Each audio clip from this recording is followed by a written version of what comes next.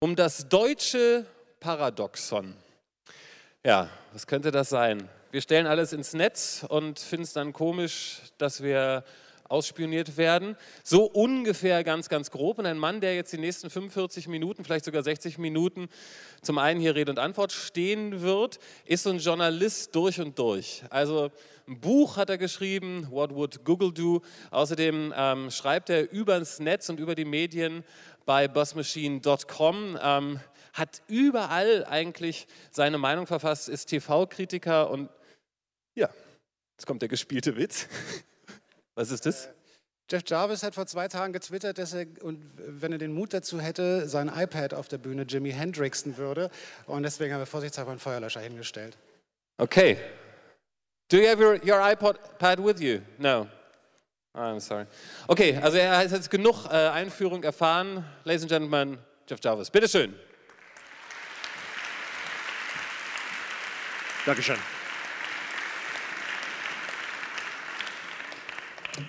Hallo Berlin.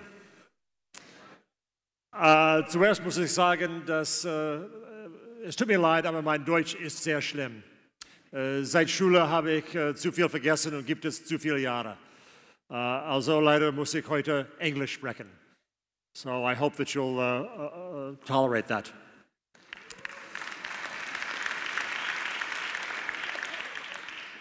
So I want to talk today about what I call the German paradox, or as I was taught, das deutsche Paradoxon.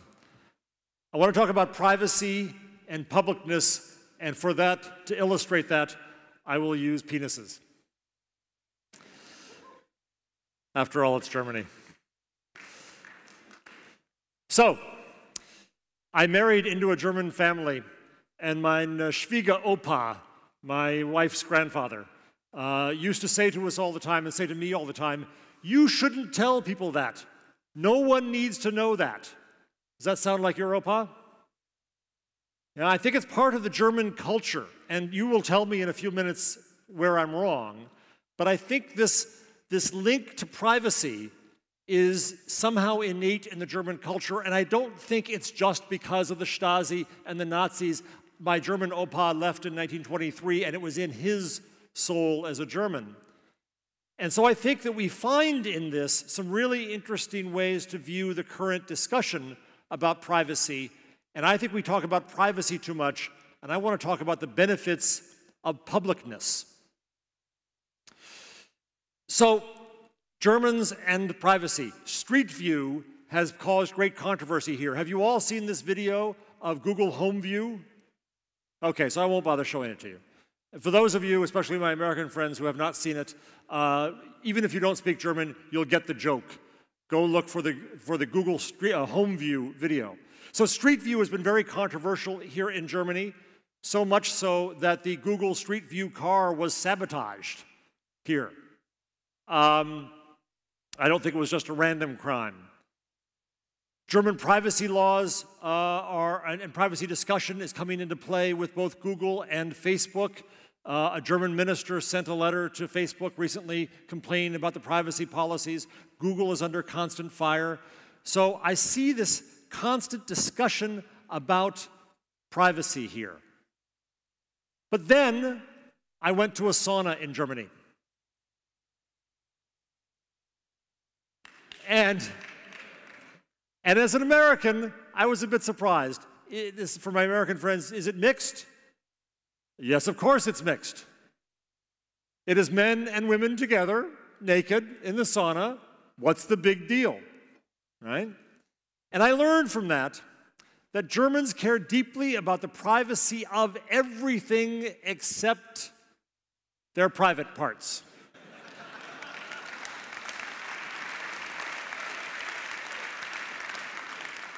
And last night, as I was down on Rudi-Dutschke-Straße, I found a better illustration that I inserted this morning for that.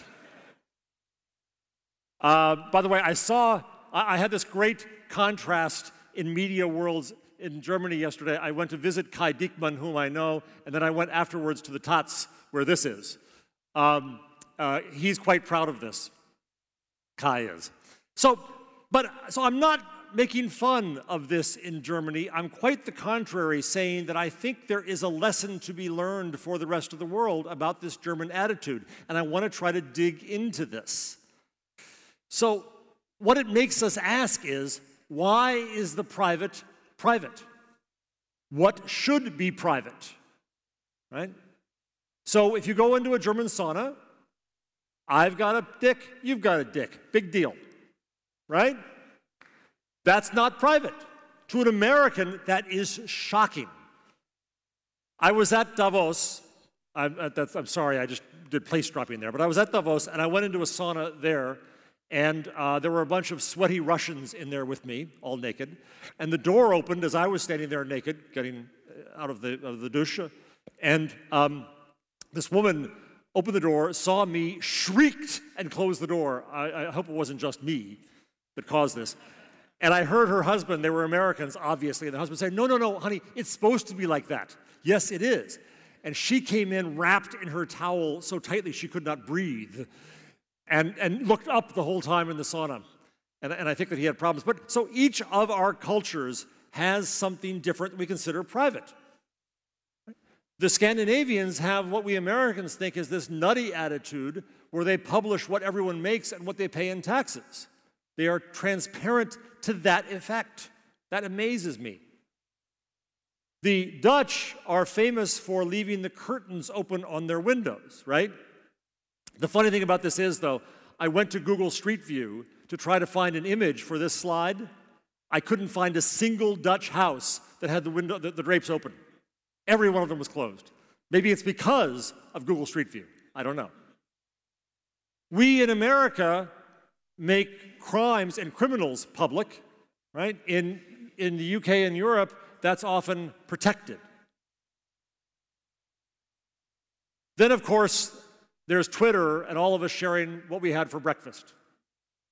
We share and share and share, to the point that whenever I do sound checks now, like for this, they always ask you to say what you had for breakfast, and I now say that I refuse to, because you're not going to catch me as a Twitter user saying what I had for breakfast ever again. I won't do it. And then we're led to a question that I have every time I'm in Germany about Germans and their blogs. How many of you blog? Okay. Are you pretty much the entire population of bloggers in Germany? Huh?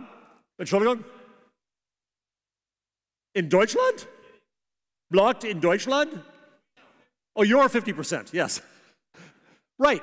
So every time I'm here, I ask Germans why blogging has not taken off here the way it has in other parts of the world, especially America. What are your theories? Why? Someone yell it out. Why is blogging not as huge here as it is in America? It is? It isn't. It is. Who agrees? Is blogging as big in Germany as it is in America? Tut mir leid, mein Freund. Your friends say you're wrong. I'm sorry. You German bloggers don't hold together. I hear all kinds of theories, right? One theory that I hear is the Germans don't like to share their opinions. Well, I watch your boring TV at night when you sit around with glasses of water, yammering with your opinions, so that theory is bullshit. Germans like to share their opinions, right? Yeah. I hope you will soon against me. I heard a theory when I worked for the Volontäre at Borda who said that, and try this one out, the Germans have never liberated themselves, they've only been liberated, thus they're not blogging. And I don't get that as a theory, but I also think it's wrong because you have the 68ers, right? And I've never heard a good reason why it hasn't really taken off here. So when I wrote my blog post about Das Deutsche Paradoxon, there was a commenter in there who gave me the best thing I've heard yet. Tillman, that was the only name he left, said that Germans lack a culture of sharing their knowledge and that you mistrust the fools for giving it away for free. Would you say that's fairly true of German culture or not? How many would say that's true of German culture? How many say no? Okay, the yeses win. Well, I don't know whether that's true or not. But again, I'm trying to just dig into this idea that I see through your lens as best I can of privacy. And last night, after I saw Diekmann, I went to TOTS, and there happened to be an event there on privacy in Germany, and I listened as best I could with my horrible German. And it's a constant discussion here. And so I want to dig into that. So let's talk first about privacy, because that's what everyone does. Privacy, privacy, privacy. Every time anything happens, we talk about privacy. Now, let me be very clear here at the beginning that I don't think privacy is the issue. I think that control is. We must have control of our information, our data. This involves a few things. But I saw a blog post just this morning where someone said, and I told this to a young reporter a few minutes ago who was too young to get this, so probably most of you won't get this either, that privacy controls are the new programming your VCR. How many of you here know what a VCR is? God, this is going to kill me, right? Okay, good. Fellow old farts, right? In the old days, my children, you got a VCR, you plugged it in, and it blinked 12 at you, and you never figured out how to program it. Right? The whole time, 10 years, it would sit there blinking 12 at you, and you never figured out how to program it. And then you got TiVo in the US. So the point about this is that privacy regulations, privacy controls are hard to use, so we don't use them. So the default that a service puts in there is what matters most. All that is true. There are issues with privacy, but I think the issue isn't privacy, it's control. We want control of our data. We want to be able to say what happens to our data, where it goes, who uses it for what. Yes, and I agree with all that. We want to control our creations, our stuff. Has anyone here ever heard of George Carlin? Have you heard? Let me see if I can play this, because this is, it probably won't work. I know how you feel. I share your pain. Tut mir auch leid. Okay. All right, this is a great routine by George Carlin, an American comedian who died recently, who talked about how all we need is a place for our stuff. And then we go from birth to death talking about our stuff. We want to control our stuff. But each one of these questions brings an opposite side. If you control your creation absolutely, well, then do you believe in DRM for others? Do you believe in it with Apple? So control for you gives control to others. Where does the line of control go with here? But I still think control is the issue. We want to control our identities. And note that I made that plural, because we all have multiple identities, even if it's under one name. We have our work identity, our blog identity, our school identity, our family identity, and then we may have other identities as well. And so we want to control our identity. So our data, our creations, our stuff, and our identities. That's what privacy to me is really about, is being able to control those things. Now, in the US, there's been a discussion lately about comments on news stories. That when we put out news stories into news sites, that the comments come in and they're all just awful and evil and nasty and horrible, right? Do you have the same problem here? Now, does that problem happen on your blogs? Do people get nasty? Yeah? It occurred to me recently, though, that the issue there isn't really identity. There are some who say that if we just required your real name, everyone would act in a civil manner, that identity would equal civility. Well, I don't think that's fully true, because I can name some people who are assholes. Right? Just because they have a name doesn't make them not an asshole. So that doesn't really take it away. And I can name people who need their meds, their medication, and really shouldn't be talking. Right? So that identity doesn't really fix it that way. And I think that in media, it's the wrong question. And this is a bit of a detour, pardon me. But the problem is that we in media allow the public to comment on what we have finished after we are done. What an insult that is to our public. Right? After we're completely done, we throw it over the brick wall. We say, now you're allowed to comment on it, but enough about you, what about us? And then we leave. And so people stand at that brick wall, and they don't hear us back because we've left. And they get mad, and they shout, and they spray paint, and they break windows. The issue is that we don't enable people to collaborate much earlier in the process. I'm talking with an American newspaper company, and we're going to try to publish an entire newspaper via blog software at every step along the way, and print becomes the end of that process. So I don't think identity is the key to civility as people wish in comments. And it's just an illustration. Well, on the other hand, then, does anonymity immediately mean you're going to have a lack of civility? Well, there's a reason to have anonymity in this world.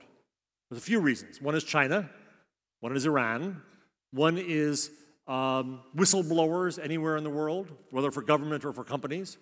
So anonymity has its place on the internet. Identity, to me, has more value than anonymity. I tell my commenters on my blog that if they don't have the balls to stand behind what they said as I do, then I'm going to respect their opinions and listen to them less, because they're chicken shit, right? But they have the opportunity to make that opinion known, and that's fine. So then, does identity equal shame? This is a great site, or a great Facebook group. Yeah, I was drunk in my Facebook picture. And there are lots of those pictures. So this idea that if we do something to be ashamed of, we'll never recover online. And that's part of the fear of this whole world with young people. I'm reminded of my dear sister. Luckily, she's not watching right now, nor my parents. But when she was in college, she, horrors, stayed in a motel room with her boyfriend before they were to be married. They didn't get married. The stupid thing in that was telling my parents. I don't know why she did that to this day. And in the kerfuffle that followed, I remember my mother saying about the boyfriend, he'll never get a government job. Right? He was ruined for life, let alone, my father also had something to say about white at the wedding, but we leave that aside. Well, in fact, her boyfriend did get a government job, and my sister is now a Presbyterian minister in Philadelphia, Pennsylvania, so everything turned out okay. So, if we do one thing wrong or embarrassing in life, is that it? I don't know. Eric Schmidt said that by the age of 21, we should be able to give up our identity and start over. Obviously, he was joking. Other people have said that he should have picked an older age. Right, and that's one way to look at it. Michael Arrington on TechCrunch said that reputation is just dead. Forget about it. It's time to overlook our indiscretions. I have what I call the doctrine of mutually assured humiliation. You have your embarrassing pictures. I have my embarrassing pictures. So what? Or as we say in New Jersey, got a problem with that? Right? So we all have these moments of embarrassment. And why are they embarrassing? It's like asking, why is private private? Why is embarrassing embarrassing? It's because we set these strictures and rules in our society that says that. That's the problem. Now, you can say that these rules are there to make us behave better. Well, that's true, too. We all know what those rules are. But we have stupid, silly little rules that, oh, my God, she'll never get a government job. Silly. So, enough about privacy. All right? I wanted to acknowledge the issue of privacy, the issues of privacy. It's all complex. But what I really want to talk about today is the value of publicness. Because I think that in all this talk about privacy, we risk giving up incredible value in being public. So there it is. You've heard about it. Kai Diekman's, and now another one. I had prostate cancer, and I had it taken out in September. And I wrote about this on my blog in excruciating open detail. Now, if you're going to talk about privacy, there's nothing more private than your health data, and among that, there's nothing more private than your penis. But I wrote about it. Even under the headline, The Penis Post, where I talked in some detail about my incontinence and impotence that comes from this operation. There, I've said it. Right? Why the hell would I do that? Well, I got incredible value from this. Incredible value. I got people who obviously came on and gave me support, well-wishers who gave me support, but I also got links to information, connections to information that was very, very valuable, that helped me make my decisions that you have to make when you have this operation because you have many choices. But more than anything else, I got people who shared with me what I was going to go through because they had gone through it. And they could only do that because I had announced that I had prostate cancer. There was a friend of mine who had the operation when he was 45. I had no idea he'd had it. It had been 10 years before. He sent me an email describing in great detail what I was going to go through in a way that no medical pamphlet from the doctor's office could or would ever do. That was incredibly valuable. And so when I blogged about this, and I said I was doing it so that people who searched Google for prostate cancer could find other people who'd had it, this friend came in and said, you know, since you've done that, I should do that too. And he repeated everything and more from his email to me in the post, in the comment, under his name. He talked about what it's like to have orgasms when you can't get hard and how you make love and all kinds of things. And I didn't make him do that. He chose to do that because he saw value for people in doing that. It was incredible. Another guy came in and left an equally detailed post, but under a pseudonym. And I understood why. But the next day he came back and said, if you guys are doing this under your name, so will I. Here's my name. A woman came in and said, I wish this had been here before when I got married late in life to my husband, and he had the diagnosis of prostate cancer before we got married, and he did not want to have the operation because he wanted to be a full husband to me. And I kept telling him, no, that doesn't matter most, but he's dead now. I had people who came in who said that they got their PSA tests because of this. All right, here's a test. Women in the audience, how many of you, by either mammograms or feeling examinations, have been tested in some way or another for breast cancer? That's all? Man, the German health system is not what I thought. How many men have been tested for prostate? Not many. You can get it done. You're over 45, get it done. I don't care what they say about stats and all that, just get it done. So, the value that came to me from talking about this extremely private thing. Right? It's hard enough to talk about a penis, but it's worse to talk about it when it doesn't work. But I got value out of even that. So, it made me think that we have to default to public. The problem in this discussion of privacy is we're defaulting now to private in a public medium of the internet. We're trying to lock down everything. When Flickr started, Katarina Fake said that they kind of accidentally came across defaulting to public. Every other photo service before that had defaulted to private because they assumed these are your photos, you don't want the world to see them. And they existed and they never grew. And Flickr, by chance, said, let's make it public. Well, incredible things happened then. Amazing things happened then. And you know what they are. People shared photos like crazy. The tagging structure of Flickr enabled people to share information about photos. If you look at the funny tag on Flickr, it's great. Flickr has this wonderful thing called interestingness, whereby every action we take on photos and by the social relationships we have, they find the photos that we think are interesting. That's our general knowledge, wisdom of the crowd that they feed back to us the way Google does. By defaulting to public, by making it public, value came out of it. There is wisdom in the crowd.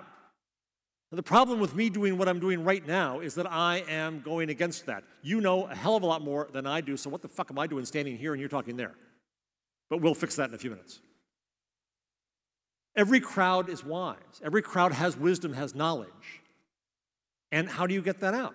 Now, the key insight that Google had was that Yahoo saw the internet and thought like a librarian and said, let's catalog this whole thing. You think about it now, it's kind of silly and cute that they did that, and how impossible that is. Google came along and said, no, that won't scale. The only way to figure out the internet is to listen to the crowd's clicks and links. And Google then analyzes that and gives it back to us. And that is the value that Google has. There is wisdom in every crowd. I write in my book, What Will Google Do?, about the idea of a restaurateur opening up to her crowd in the room to listen to what people say for ideas. It's still her responsibility to cook my dinner. I don't want that done by the crowd, God knows. Nor do I want to do it because I cook as well as I speak German. But I do want to hear the smart ideas that are in the crowd, and we have to open up to do that. In fact, media organizations are so wrong that they don't. That's the problem they have with this whole idea of comments. They're not respecting the public to realize that it knows stuff. But the issue that comes up is, who owns that wisdom then? And that's a lot of what I was hearing, I think, last night, as best I could understand, at TOTS. Who owns this wisdom, and what can you do with it? Is it right to make money off the wisdom of the crowd? Well, if the wisdom of the crowd just sits there and we can't get at it, and you've brought it together and you've added value to it, and you've analyzed it, and you've fed it back to us in a usable form, I'd think, yeah, that's something we can discuss. The point is that the internet is not what we think it is. We don't even know what it is yet. We in media tend to look at the world in our own image, God-like. We think the internet is a medium, and it's not. Doc Searles, who was one of the authors, co-authors of the Clue Train Manifesto. Everybody read that? Who's read Clue Train? Yay, good crowd. It's 10th anniversary edition, out right now. I recommend it highly. You can read it for free as well at cluetrain.org. It is the seminal work of web culture, 10 years ago. Doc is the one who said to me, Jarvis, the internet is not a medium. In fact, if you try to call it a medium, you bring danger with that, because you bring things like government regulation here in Europe and in China, censorship. You bring this sense that media people have that they should and can control, centralize, and package the world for us. No, the internet, he says, is not a medium, it is a place. It is a place where we connect with each other, with information, with actions, with transactions. The internet, one way or the other, is a connection machine. Now, for that to work, you've got to say something. You've got to be public. When that works, it enables a lot of things. Now, you just had a great talk right before this, and there's a lot of debate about whether Iran was, in fact, a Twitter revolution or not. There's a lot of debate about the exigency of that. I'll leave that to Evgeny, not me. He's far better than I am at talking to those issues and raising those questions. But the point is, Clay Shirky says that we can now organize without organizations, and that is true. But again, the only way we can do that is if we are public. And in some cases, we do that at risk, but people choose to do it. It also connects us at an individual level. This is my chart of supposed friends from Facebook. Kind of meaningless, but Facebook has done wonderful things.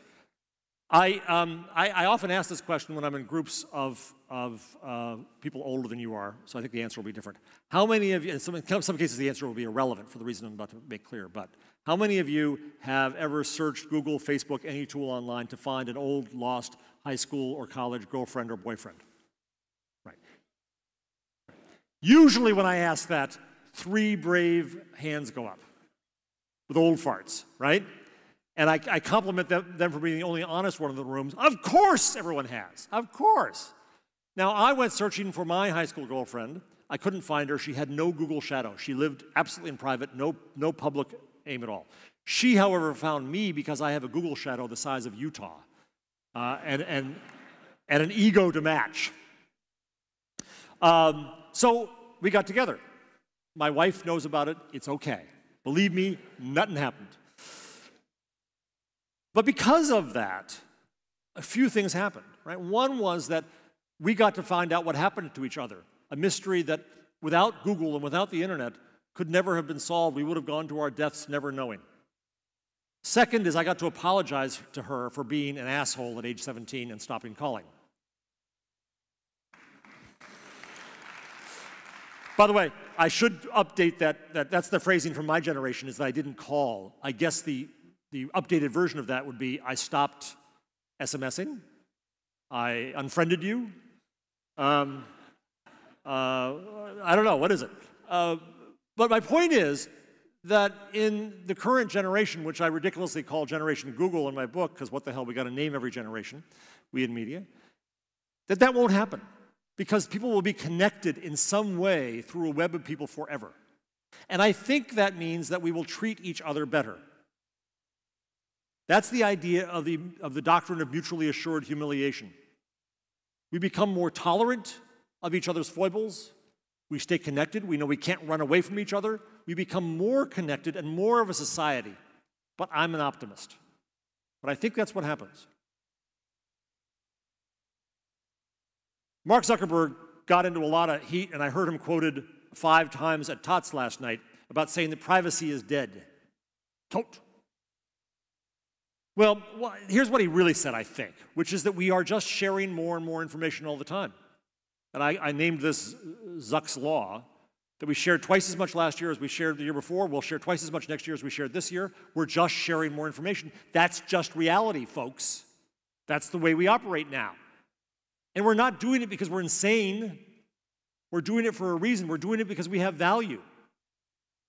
It's not a wrong thing. We have to investigate what that value is. So, here's my big argument to you. Instead of just talking about privacy, privacy, privacy, fine, agreed, control, agreed, move on. We now must defend the public.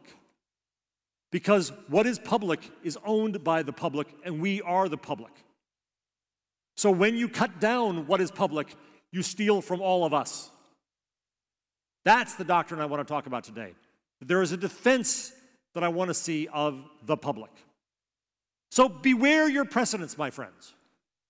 When you go and stop Google Street View from taking a picture of a person in public, in front of a public building, you also potentially stop a journalist from doing that. Or you stop you from doing that. If you see a politician sneaking into that opium den and you want to take that picture, well, if you can stop Google Street View from taking that picture, why should you take that picture? You've created a control over what is in public. Eric Schmidt also got in trouble, like Zuckerberg, for saying that, well, if you don't want people to know about it, maybe you shouldn't do it. Well, in public, that's true. It's another matter if you do it at a private party, somebody takes a picture, puts it up. Yes, I agree with all that. But in public, that is the very definition of public. We, the public, own what's public. Mess with that at your peril. We want government to be transparent and public. We want companies to be transparent and public. Well, that has to come out of a principle of publicness. Let's go back to this question about Germans and their privacy. And I know I'm oversimplifying your views tremendously, but thank you. It's convenient for me for my argument. But this idea that the fear of violations of privacy comes out of the political history of Germany, I would also argue that one should be afraid of the ability of tyrants to use the cloak of privacy to kill publicness and hide their deeds. Publicness and transparency matters to all of us. It belongs to all of us. It is a value to society. And we're not talking about it, and we're not fighting about it, and that worries me. When you put up data for public, we all become journalists to the extent that we can find something and draw it to public attention. We may not do what journalists do. We may not report the story. But we can raise it. Mika Sifri, who is here and is going to speak, I think, tomorrow, is doing a lot of work on transparency in US government. By putting data, the UK is putting up a lot of data. It's starting to happen here. The more data we have online from our government, the more we can all watch our government. Now, I think that gets a little negative, by the way. We're always trying to catch the bastards, and there are bastards to catch. Just like comments in media, we have to make government more collaborative, not all about negativity.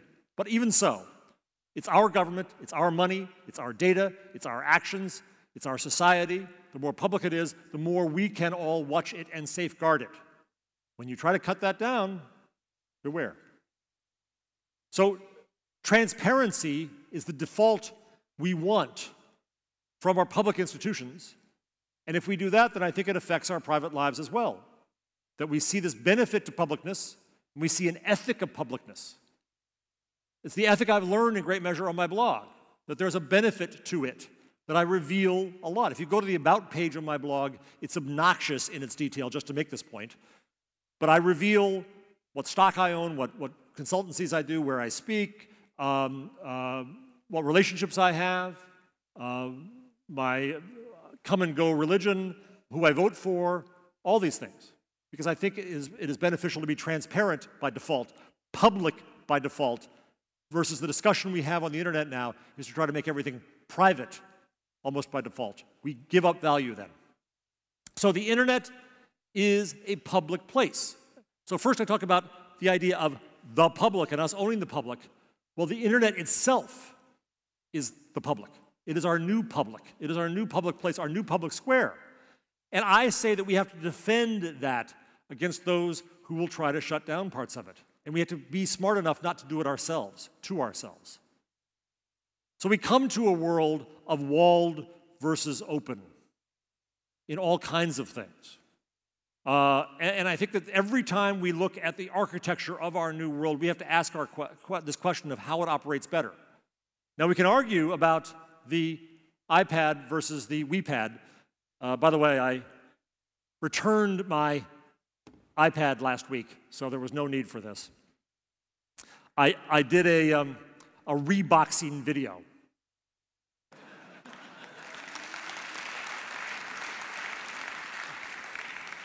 Now, Apple fanboys snarled about that and said it was just a publicity stunt because I wasn't sufficiently loyal to Apple. But notice, if you will, the brand of this.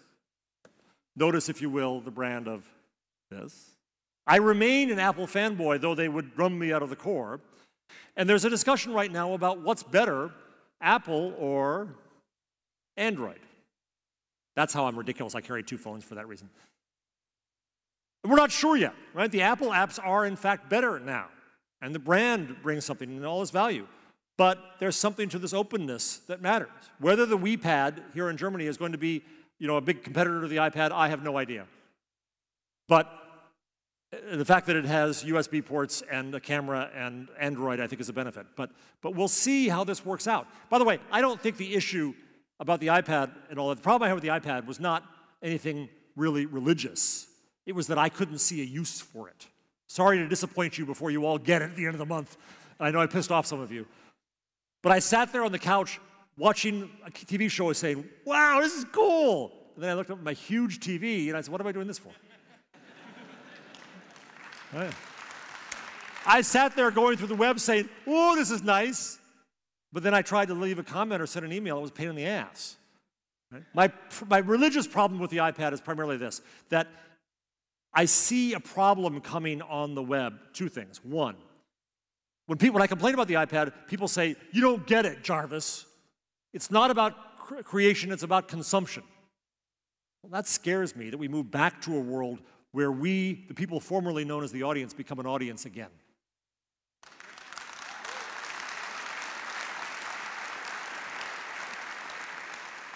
You are all creators. The act of consumption is an act of creation. What do you consume and how do we know about that? That's what Google did. Google turned our consumption of the web into the creation of our index back to the web. Public. So our acts are acts of creation, and I fear that this cuts it off. The other fear I have is that we move, I think we're moving on the web from a page-based web to something new. What I thought it was, up to a few weeks ago, was a stream web. Not we're going to get rid of the web, not get rid of the browser, but we're moving more and more to streams, to our Twitter feed, our RSS feeds, our this feed, our that feed. A young woman said to a researcher a year and a half ago, quoted in the New York Times, if the news is that important, it will find me. So a stream-based world. On the other hand, I now see an app-based world where content goes back in behind a wall. This is the reason publishers love it, because they think it gives them back the control that the web and links stole from them. Sorry, buddies, it's over. You no longer have control. That's the point. You no longer have control. That's what we're fighting about now. So open versus closed matters.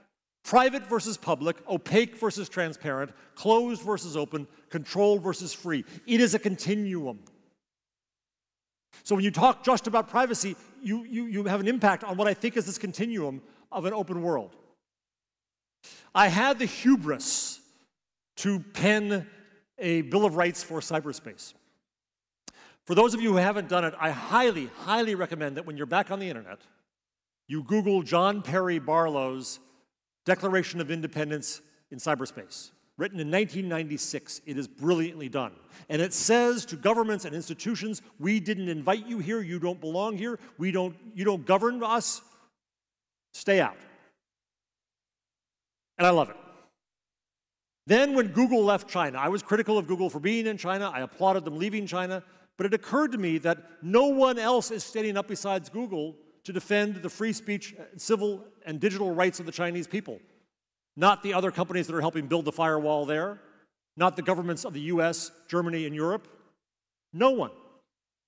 Well, as much as I'm a Google fanboy too, hell, I wrote a book about them, I don't think it's necessarily a good position that Google is our sole defender of rights on the internet. And Google doesn't want to be that, they want to be a company. And I thought about this and I said, well, why haven't these other companies come up with their chicken shit? They want the big market, they're greedy. But more than that, why haven't we stood up in defense of the speech of our brothers and sisters in countries where there's censorship? Why do not we stand up in defense of the internet and the publicness and openness of the internet? It's ours to lose, people. That's okay. I just get carried away. It's all right. It's all right. You don't have to encourage me. It's a bad thing. Right? So I thought back to South Africa, and I do not for a moment mean to compare the tyranny, physical, economic, racial tyranny of apartheid to that of censoring YouTube videos. I'm not saying that. But when it came time for people to say to companies, you must leave South Africa, you must not support this regime anymore, how did that happen? It didn't happen because people just thought they should. It happened because there was the creation of what are called the Sullivan Principles, which said to companies, if you operate in South Africa, you must operate by these principles, or you must leave, and if you don't do either, then we will stop supporting you, and we will demand divestment. And what happened was those principles gave a rallying cry, a flag to stand behind, so that students around the world demonstrated to their universities to divest the investments in South Africa until this happened. Well, I think we need principles beyond Google's alone. So I proposed this Bill of Rights, which is really a lot about publicness. We have a right to connect and speak and assemble and act. Yes, we have a right to control our data and our identity, but we also must acknowledge that what's public is a public good and that the internet must be operated openly. Number 9 in there is a little call for net neutrality. My friend at Die Zeit, or Zeit Online, have translated it. A few other people have translated it. It's been translated into a few languages. Any of you who speak languages, I'll urge you to translate it. I don't mean to say for a second that it's the right Bill of Rights, but I do want to see us have this discussion. And so I think there's a continuum here in this discussion about publicness. Publicness that has individual value, publicness that has value to a society as a whole. Publicness had value to me and my prostate cancer individually, but I also think that when we can share our aggregate data and knowledge, perhaps we can find cures for diseases. And if you don't share that knowledge, then you're being antisocial. You're ungenerously stealing knowledge from your fellow men you could help. Your knowledge has value. Your actions have value. When you do them in public, you share that value. It becomes a society of value to do it. So, back to where I began. I think there's a lesson to be learned from Germans' attitudes toward their genitals. I think there's something to be learned also here. That we move past this to look at a free culture, and that's where we ought to be considering this on the internet. In the company of nudists, no one's naked. We're all the same. We're all out there. We're all public. That's where we're going, is to a world of nudists. And I say that we can learn from Germany in your saunas. All of us. So, we're going to discuss this right now, but this afternoon, I will be next door at the day spa discussing this in a public sauna, naked.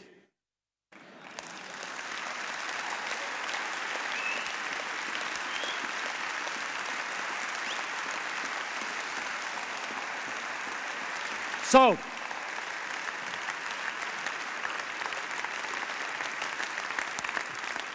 let's discuss. At this time, people always say, questions, bullshit to questions, argue with me, bring up your points, whatever. I'm going to come around and act like a damn fool. Come right up there. Okay, good.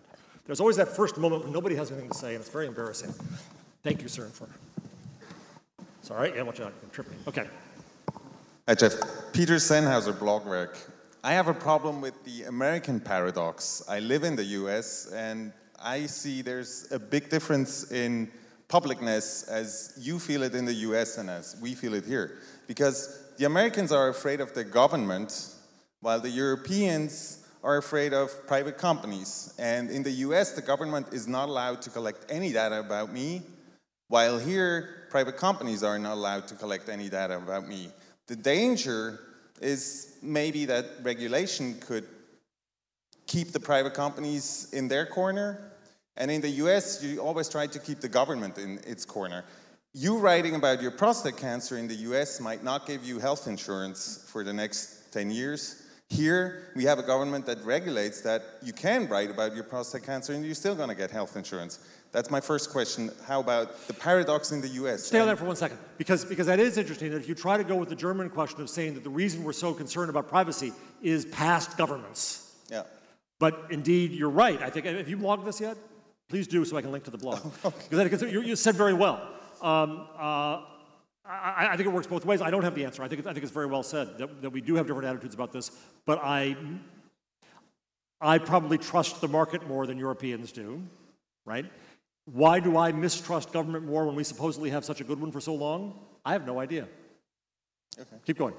And then there's the other question. I had an interesting discussion with a fellow blogger a couple of months ago who said, right now it might be a problem for you to be too public, to be too open, to tell embarrassing stories about yourself. 10 years from now, it might be a problem if there's nothing about you in the internet. So what time do you think this is going to happen? I think it exists today. A friend of mine, Neil McIntosh, who was with the, but don't worry, I'll run around. I'll come to you, you see. You don't have to come to me. I come to you. I'm here. Okay. Sorry, my theatrics got away from me. What was that? So I gave a speech recently to the American Society that runs old folks' homes, and I had a moment like this when I forgot, and someone yelled in the audience, "We have a place for you." What did you were just saying? Too public. I think it's just today. Neil McIntosh, who was an editor of The Guardian, is now at the Wall Street Journal Europe, said that he won't hire a journalist if they don't have a blog. Because they're not trying it out, they're not being in public. I think we have to be public, is my view. And it gets to the point where you wonder, why are you hiding? Right? Aren't we thinking about that about companies today? Why are you hiding? They're thinking about us too. Yes, sir. Thank you. I'm Jeremy Zimmerman, co-founder and spokesperson for La Quadrature du Net. I do care about civil liberties. I mostly agree with your analysis. And but? No, it's a very, very small... That's okay, but's good. I do strongly believe in privacy and the need for protecting it. What I think is that there is a boundary between the private sphere and the public sphere, and that first of all, people have to learn about that. Well, what is the difference between the two, and how and when you move the data from within the private sphere to within the public sphere? And my point here, how can we do this if some companies have an incentive to get more data in the public sphere? Won't they blur the line at some point?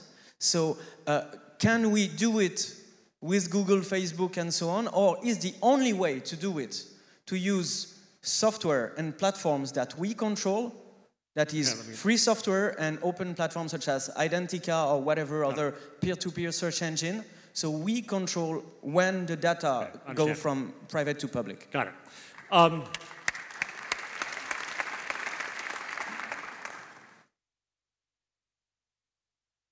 This is the question, well, two questions. Media competence, right? Media literacy, we say, of English. There was discussion last night at TOTS at length. I couldn't understand everything said about it, but I could understand media competence. And I think we do have to educate young people today especially that the idea of media literacy is not just about consuming media, it is about creating media and the impact you have from that. Your responsibility is about that. It goes beyond being embarrassed. It goes to things like the ethic of the link. The link says to everyone, don't take my word for it, here is the source, here is my work, go to that, right? So media competence means many things. That's one of them. What's the best way to control? It's an open system. I think you're looking for, a lot of people are looking for some easy kind of law or system that will solve it all. No, it's going to be a mess. But at some point, Google knows that if they violate our trust, there is a perfectly good alternative for everything Google does. Facebook, a little bit different actually. Facebook is becoming much the network of our identity. And that maybe is a little more concerning. But at some point too, if they mess it up too much, we will leave. And that's the power we have, the power of our feet. If we don't use that power, you can wish people use that power. If they say, hey, it doesn't bother me, then maybe you're not sharing their interests. Exactly. Who else? Yeah, okay. Am I driving the camera person crazy? Sorry. Yes. Sure. Hi. I'm Dutch, by the way, so that's different. Are your drapes open or closed? They are open during the day and closed at night. That's perfectly logical. Thank you. Yeah. That's very Dutch. I did. Yeah, it is. So I agree with both of the guys that just said something, and I just think right now, at least in the Netherlands, there's a problem where, people like us, we respect that publicness, and we have like an intrinsic sort of respect because we grew up or we studied this stuff. But it seems like government and private companies kind of lack that respect, and you have horror stories like people get fired because they put stuff on Facebook, or even just obscure things that employers find on Google and they get fired, or even people get arrested or stuff like that. So it seems like there's kind of a disrespect from the organizations that are top-down organized, whereas all the internet stuff is bottom-up. Right. And I just want to, he just said the education is really important, but for older people, like over 35, I think it's really hard to... Hey! I'm sorry, I just had to say it. I had to say it. I mean, I didn't mean older people. Man. Older than me. I'm 23, yes. Okay, I got the point. Yeah. That's up to us, I think, to some extent, that when we find out that someone got fired because they'd had one drunk picture up, we should expose that. We should say how stupid that is. But you're right, we're in a transition. The whole world's in a huge transition. We're moving from a digital, from an industrial economy to something that follows, and we don't know what it is yet. It's hitting media right now, but it's going to hit every other sector of society. It's going to hit advertising, retail, finance, education, government. What's happening to media is just a preview for the change in the rest of the world, and it's going to be messy, this change, very messy, but that's life. Next. We've got 5 minutes or less, so... Okay. Normena? I'm quite interested in you had some good arguments for doing things in public, and I'm interested in the other side. What do you think? Which stuff should stay private? Is there room for privacy anymore? Absolutely. And why? Right, absolutely. And I'm American of this attitude. I probably won't tell you exactly what I make, though I do share what I made from Google AdWords last year. I think it was about $3,000. I shouldn't have quit my day job. I think my rule is that I don't want to bring other people into my glass house. So I have to be careful about my wife and children. I don't want to violate their privacy, especially as children. I mean, it's bad enough that I embarrass them being their dad, But I think it's a very individual choice. This idea of should be private is really you saying, well, I don't want to know that. Well, then don't look. So if someone wants... I was hearing yesterday from somebody who was talking about the Englische Garden in München, where Americans drive by with people naked all over, and they say, that should be private, they shouldn't do that. That's my point. It's not up to everybody else to say what I should have as private. It's up to you what is private. Next.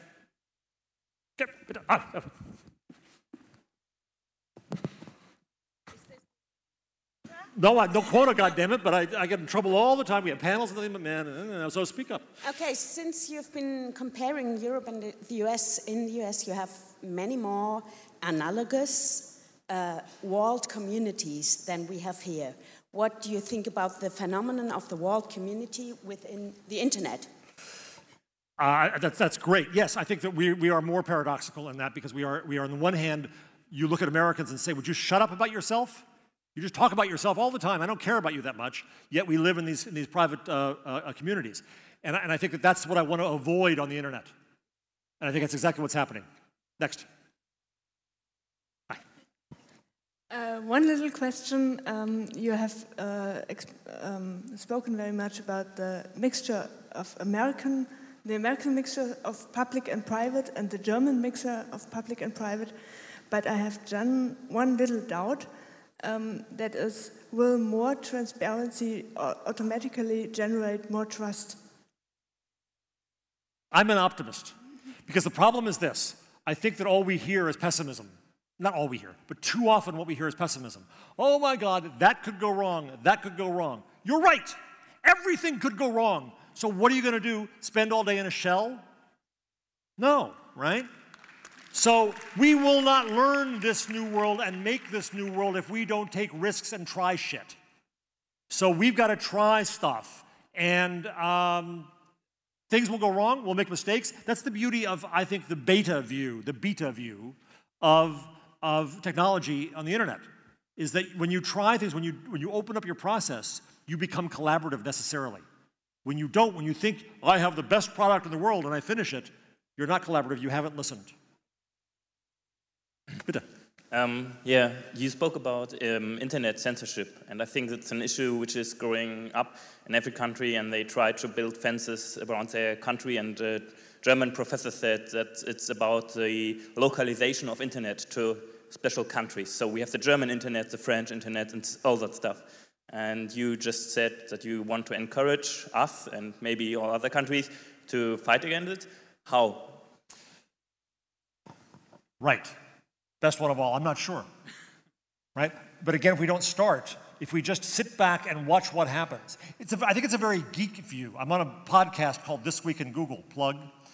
And Gina Trapani is this wonderful developer who did Lifehacker, and Leo Laporte knows technology, and they've talked about this there, because I'm the observer of this world, right? And the geek culture, I think, is we'll find a way around it, right? We'll always find a way around it, but that's not going to solve the problem either.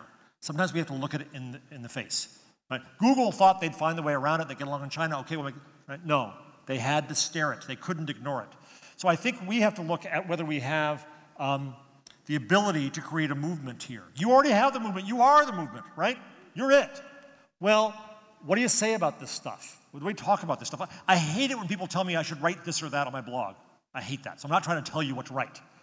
But I think we have to recognize our responsibility as the internet, to protect what is the internet, and to open up to a new world. Ethan Zuckerman at Harvard, a wonderful, brilliant guy who helped found Global Voices, is very happy that we have many languages on the internet now. People can speak their own tongue on the internet, but it risks that too. It risks closed worlds. The internet is a connection machine. The more we can connect with each other. I'll end with this. I got the hint. When I started blogging, I was amazed at the connections that could be made, and I remember starting kind of a world tour. Because mein Deutsch ist so schlimm, I'm always trying to make it better, and as you can hear, I fail. One of the ways I've done that is trying to read newspapers and magazines, and then blogs came along, and I said, let me read these blogs. And I read German blogs, and I translated as best I could some interesting things, and I linked to them. I think the first one I did was to Der Schachwellenreiter. Yeah? Last question. Okay, that's it. No. So I linked to you, right? And I think you linked back and said, who the hell is this guy linking to me? And this is strange, right? A connection was made. We've never met, right? I've read you for years. I haven't understood everything you've said, but I've read you for years. So that connection was made. That's the power of what this thing does, is we could never, ever in a million years have met before. I could never heard the interesting things you said, but you said them in public, and because of that, connections are made. That's the moral of the story of the internet. Let's not lose that value. Vielen, vielen Dank. Jeff Jarvis.